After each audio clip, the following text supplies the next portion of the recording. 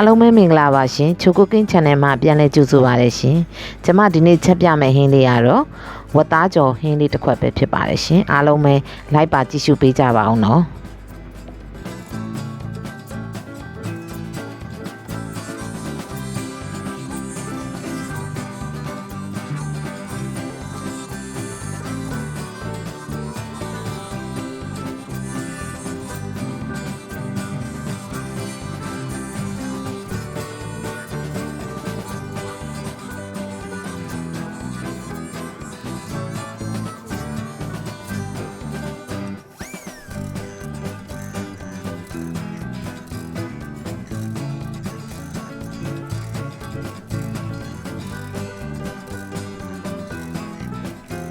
ဟုတ်ကဲ့အရင်ဦးဆုံးဝတ်သားကိုပဲငယ်ပြားကြီးအကြီးကြီး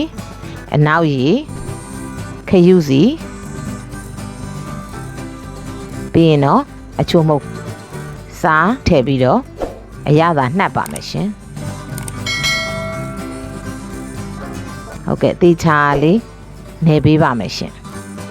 ပြီးရင်တော့ပေါ့နော်အဲ့လိုအရသာနေပြီးသွားရင်တော့ကျမတို့ရေခဲတစ်တာထဲမှာပေါ့နော်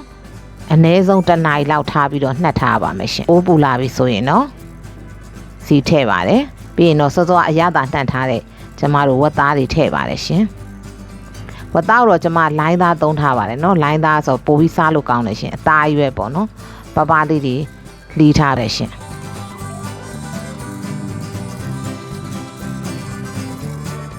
ဟုတ်ကဲ့ဒီပြဟာကျန်တာဘာမှထည့်စရာမလိုတော့ပါဘူးเนาะအရသာအကုန်နေပြီးသားဖြစ်တဲ့အတွက်ကြော်ပြီးရုံပဲကြော်ရပါမယ်ရှင်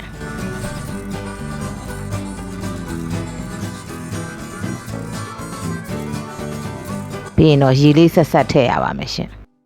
ရေအများကြီးထည့်စရာလည်းမလိုပါဘူးเนาะဘာလို့ဆိုကျွန်မပပလေးတွေလှီးထားတဲ့အတွက်အရင်ရေထည့်စရာမလိုပါဘူးရှင်ပြီးရင်တော့ခဏအဖုံးအုပ်ထားပါမယ်ပြီးရင်တော့အဖုံးလေးပြန်ဖွင့်ပြီးတော့ဟိုဘက်ဒီဘက်လှန်ပေးရပါမယ်ရှင်ဒီဟင်းလေးကလည်းစားကြည့်ကြည့်ပါနော်တငယ်ချင်းတို့တကယ်ကိုစားကောင်းပါတယ်ရှင်ပြီးရင်တော့သေချာလေးအလိုလေးမှွေပေးပြီးတော့ရေခမ်းအောင်ပေါ့နော်တဲရပါမယ်ရှင်ဒီဟင်းကြတော့သူကစီးပြန်လာတဲ့အထိပေါ့နော်ထားပြီးတော့ကြော်ပေးရပါမယ်ရှင်ဟုတ်ကဲ့အခုဆိုရင်တော့အရသာကောင်းမွန်နဲ့တကယ်လဲစားလို့ကောင်းတဲ့ဝတ်သားကြော်ဟင်းတစ်ခွက်ရပါပြီရှင်ဟုတ်ကဲ့အခုလိုကျမရဲ့ဗီဒီယိုလေးကို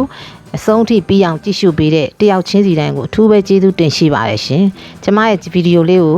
ကြည့်ရှုခြင်းနဲ့ဆိုရင်တော့ like and subscribe လေးလုပ်ပြီးတော့အားပေးခဲ့ကြပါအောင်နော်